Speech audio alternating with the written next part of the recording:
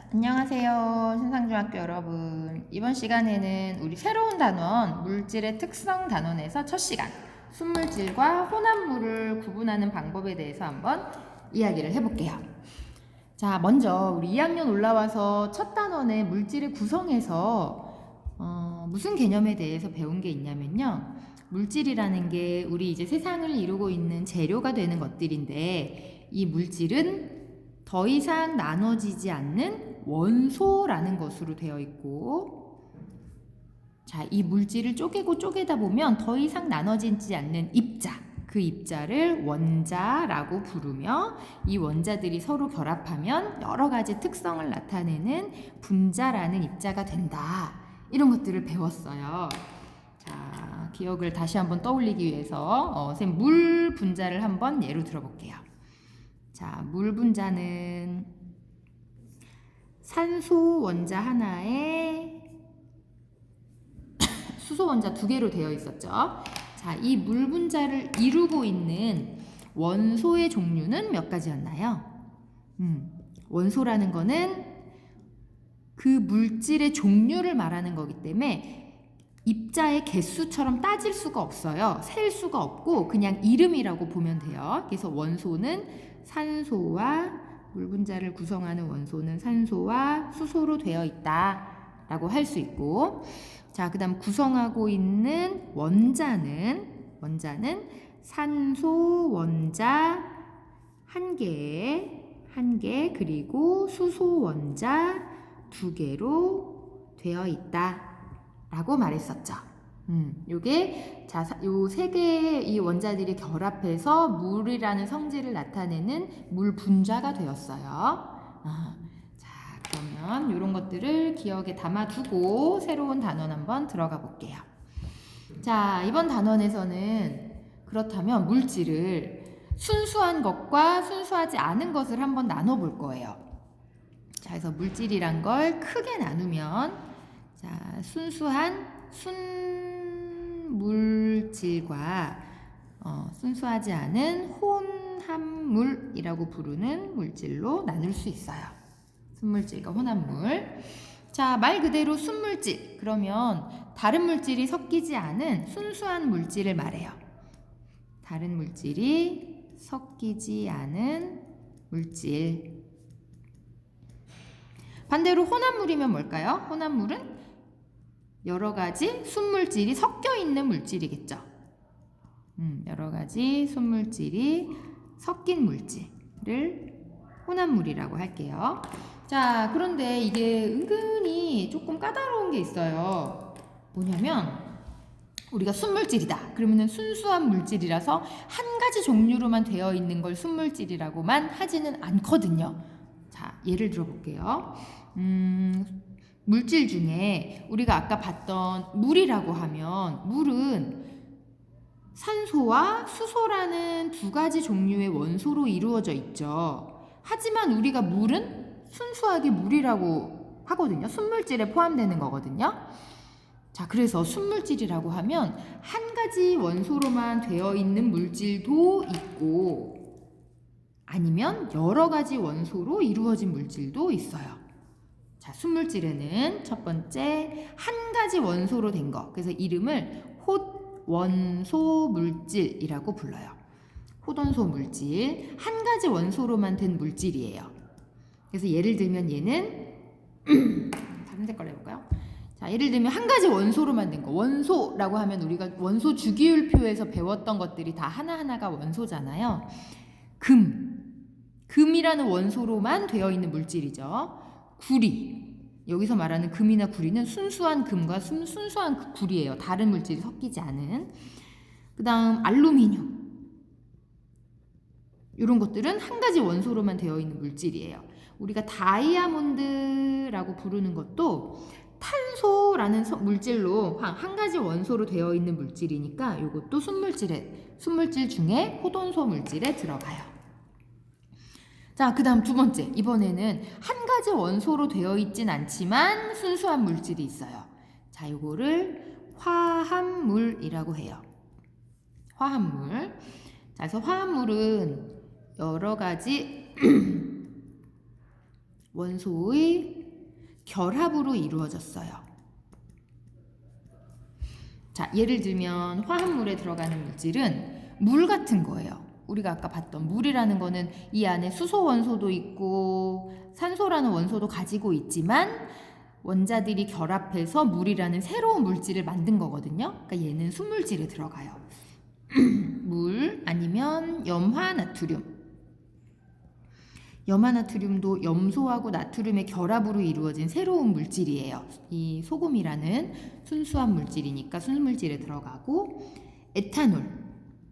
에탄올도 산소나 수소나 이런 것들로 이루어져 있지만 이 원자들의 결합으로 새로운 에탄올이라는 물질을 만든 거기 때문에 순물질에 포함이 돼요. 자, 그래서 보통은 여기에서 이 화합물하고 혼합물을 많이 헷갈려 하는 친구들이 있어요. 화합물이라는 거는 여러 가지 원소가 원자들의 결합으로 이루어진 거고요. 혼합물은 그냥 여러 가지 물질이 단순하게 섞여 있는 거예요. 원자들의 결합이 아니라. 자, 그래서 예를 들면 혼합물의 예는 어떤 게 있을까요? 그냥 섞여 있는 거.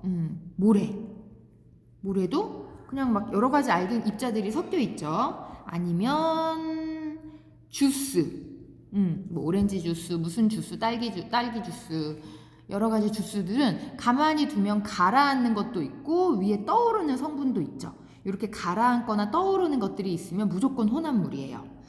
모래 주스, 우유 같은 것도 마찬가지고요. 간장이나 이런 것도. 또 기체 중에 우리가 숨쉬는 공기 안에도 이산화탄소도 있고 산소도 있고 여러 가지 성분들이 섞여 있죠. 이런 것들은 혼합물에 들어가요. 자, 그래서 이런 혼합물의 특징 중에 하나는, 이런 혼합물은 여러 가지 각각의 순물질이 단순하게 섞여 있는 거라서 분리가 가능한 특징을 가져요. 각각의 순물질로 분리 가능해요.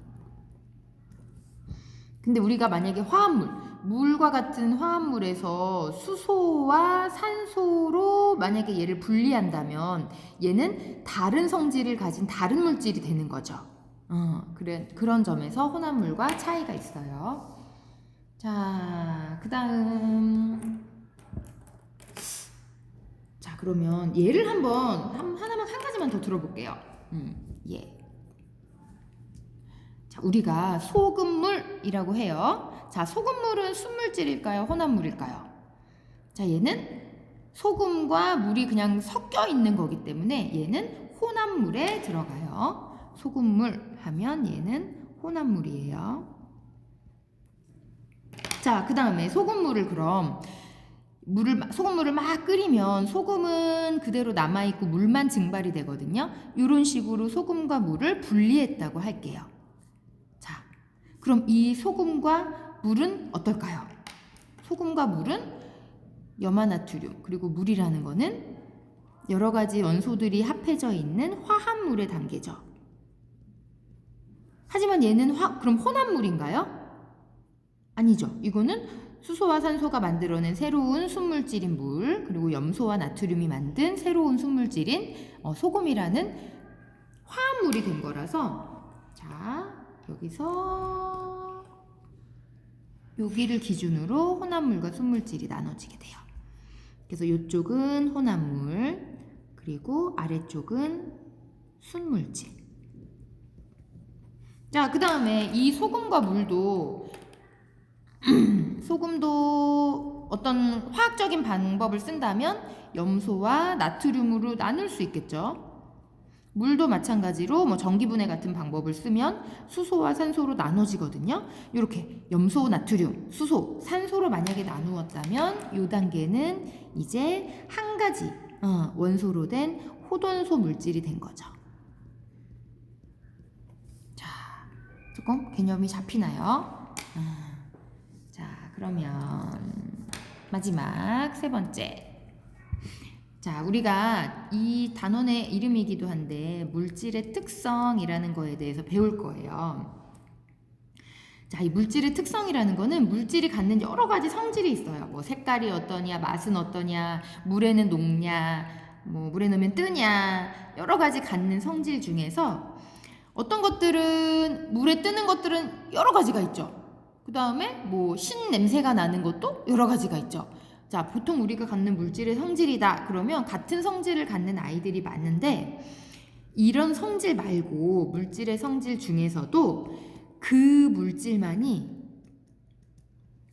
갖는 고유한 성질, 고유하다는 거는 그 아이만 갖고 있다는 특별한 거라는 뜻이겠죠. 고유한 성질을 물질의 특성이라고 해요. 그래서 앞으로 계속 나올 단어거든요.